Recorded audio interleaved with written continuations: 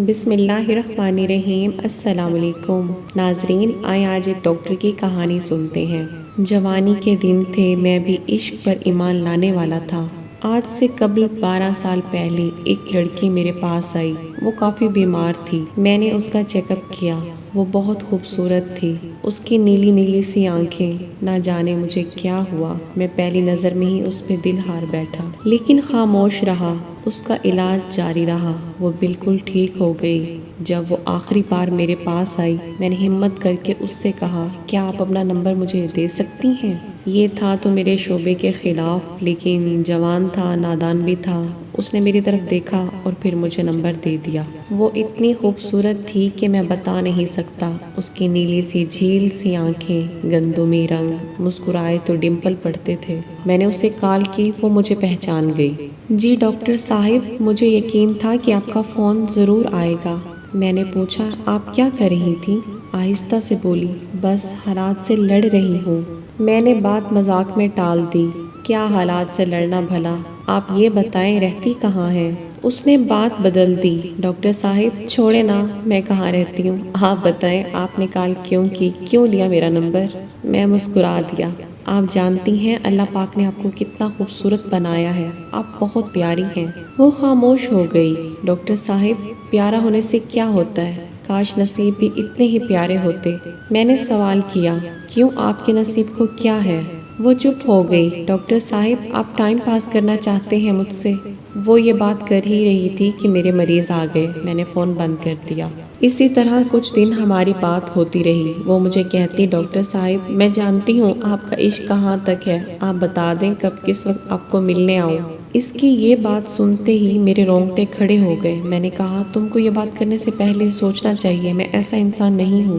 میں نے اس سے پوچھا، آپ کے امی ابو کون ہیں؟ فیملی میں اور کون کون ہیں؟ وہ آہستہ سے بولی، صرف امی ہیں اور 2 چھوٹی بہنیں، ابو نہیں ہیں، بھائی بھی کوئی نہیں ہے۔ میں نے گھر کے اخراجات کا پوچھا، کیسے گھر کا نظام چلتا ہے؟ وہ خاموش ہو گئی۔ اتنے میں عشاء کی نماز کا وقت ہو گیا۔ کہنے لگی، میں نماز پڑھ لوں؟ میں نے ہاں میں جواب دیا۔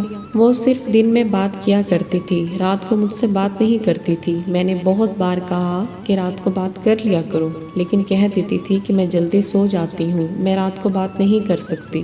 خیر ہماری بات کا سلسلہ چلتا رہا۔ یوں ہی 1 سال گزر گیا۔ میں نے اس سے شادی کرنے کا ارادہ کر رکھا تھا۔ اس کی بہت عزت کرتا تھا میں، کیونکہ وہ 5 وقت کی نماز پڑھتی تھی۔ اس کو دیکھ کر میں بھی 5 وقت کی نماز پڑھنے لگا۔ میں اس پر حق جتایا کرتا تھا۔ اس کے ساتھ مجھے اپنے پن کا احساس ہونے لگا تھا۔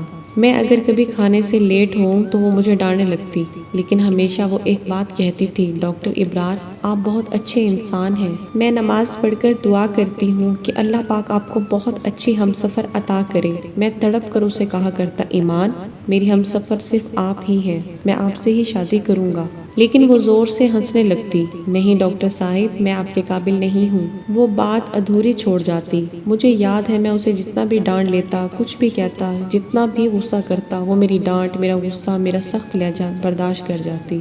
ایک بار اس نے میرا فون نہ اٹھایا۔ میں نے بہت ڈانٹا۔ وہ میری ڈانٹ سنتی رہی، پھر آہستہ سے بولی، ڈاکٹر صاحب میں قربان آپ پر، جتنا غصہ کر لے آپ کے قدموں سے لپٹ جاؤں گی۔ میں اس کی یہ محبت دیکھ کر مر مٹ جاتا تھا۔ گھر میں میری شادی کی بات ہونے لگی۔ میں نے امی ابو کو بتایا کہ مجھے ایک لڑکی پسند ہے، بہت اچھی لڑکی ہے، میں اسی سے ہی شادی کروں گا۔ امی ابو نے بھی ہاں میں ہاں ملائی۔ ٹھیک ہے پتر، جیسے تم کہو، زندگی تم نے گزارنی ہے۔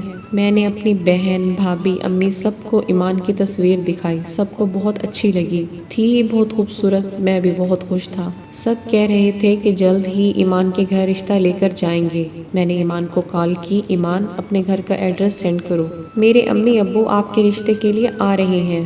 اس نے فون بند کر دیا۔ میں بار بار فون کرتا رہا، لیکن اس نے نمبر بند کر دیا تھا، اپنے گھر کا ایڈریس بھی نہیں دیا تھا۔ 5 دن گزر گئے، اس کا نمبر بند تھا۔ میں بہت پریشان تھا۔ اس نے کبھی اپنا نمبر بند ہی نہیں کیا تھا۔ میں بہت اداس ہو گیا۔ میرے ایک قریبی دوست کی شادی تھی، مجھے بھی انوائٹ کیا۔ میں نہیں جانا چاہتا تھا، لیکن اس نے اتنی ضد کی کہ مجھے جانا پڑا۔ وہ دوسرے شہر میں تھا، میں وہاں گیا۔ مجھے دوست کہنے لگے، یار بہت بڑی ڈانسر بلوائی ہے، کیا ڈانس کرتی ہے، کیا ناچتی ہے، کیا کمال کا پیس ہے یار۔ میں تو ایمان کی یاد میں اداس تھا کہ وہ اچانک کہاں غائب ہو گئی، اس نے نمبر کیوں بند کر دیا۔ دوستوں کے ساتھ بیٹھا ہوا تھا، پروگرام شروع ہوا، سب سیٹیاں بجانے لگے، میوزک بجنے لگا تو کچھ لڑکیاں ناچتے ہوئے سٹیج پر آئیں۔ پھر ایک قیامت مجھ پہ گزری، میری نظر نے جو دیکھا وہ مجھے مار گیا۔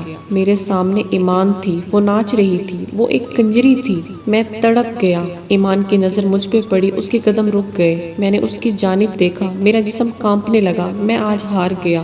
جس کی وجہ سے میں نے نماز شروع کی وہ خود ناچنے والی ہے۔ میں غصے سے پاگل ہو گیا۔ وہ سٹیج سے اتری، میرے پاس آئی، کچھ کہنے لگی، میں نے سناٹے دار تھپڑ اس کے منہ پہ دے مارا۔ وہ کچھ کہتی، میں نے ایک اور تھپڑ دے مارا۔ اس کی نظر جھک گئی، میں نے اسے دھکا دیا۔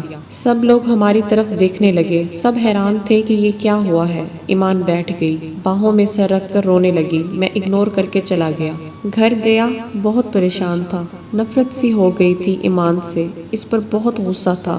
ساری رات میں تڑپتا رہا۔ دوست حیران تھے کہ آخر کیا ہوا۔ میں 2 دن ڈیوٹی پر نہ گیا۔ پھر جب ہسپتال گیا، میں مریض چیک کر رہا تھا کہ ایک لڑکی میرے پاس آئی، ڈاکٹر صاحب آپ سے ایک بات کرنی ہے۔ میں نے ہاں میں سر ہلایا، ہاں میں بات سنتا ہوں۔ میں الگ ہو کر اس سے بات کرنے لگا۔ وہ بولی ایمان۔ میں نے ایمان کا نام سنا، چلانے لگا، اس کا نام نہ لو۔ وہ لڑکی آہستہ سے بولی، ڈاکٹر صاحب ایک بار سن لے، وہ بیچاری حالات سے ہاری ہوئی ہے، وہ گندی لڑکی نہیں ہے، وہ بہت مجبور ہے، آپ بس ایک بار اس کے گھر آ کر دیکھ لیں، سب سمجھ جائیں گے۔ ایک بات کہوں ڈاکٹر صاحب، وہ آپ سے بہت پیار کرتی ہے، لیکن خود کو آپ کے قابل نہیں سمجھتی تھی، ہر وقت آپ کی باتیں کرتی تھی، ہر وقت آپ کا ذکر کرتی تھی۔ ڈاکٹر صاحب ایمان بہت اچھی ہے، پلیز اسے سنبھال لیں، وہ تھک گئی ہے زندگی سے لڑتے لڑتے، اس کی ماں کینسر کی مریضہ ہے، بہنیں چھوٹی ہیں، اسکول پڑھتی ہیں، وہ عزت سے جینا چاہتی تھی، لیکن اس زمانے نے اسے نوچ کھانا چاہا تھا۔ بس اس سے آگے کچھ نہیں کہوں گی، آپ اسے معاف کر دینا۔ میں خاموش تھا۔ رات کو گھر آیا، بہت اداس تھا۔ ایمان کے گھر کا ایڈریس وہ لڑکی مجھے بتا گئی تھی۔ میں امی ابو کو ساتھ لیے دوسرے دن ایمان کے گھر چلا گیا۔ دروازے پر دستک دی، اس کی چھوٹی بہن نے دروازہ کھولا۔ ہم گھر میں داخل ہوئے، ایمان کی امی چارپائی پہ لیٹی ہوئی تھی، ہم پاس گئے۔ امی کھانستے ہوئے اٹھی، آپ لوگ؟ میں نے تعارف کروایا، میں ڈاکٹر ہوں۔ ایمان نماز پڑھ رہی تھی۔ امی ابو بات کرنے لگے، ہم آپ کی بیٹی کا رشتہ لینے آئے ہیں۔ ایمان نماز پڑھ کر آئی، مجھے دیکھ کر حیران تھی، ڈاکٹر آپ یہاں؟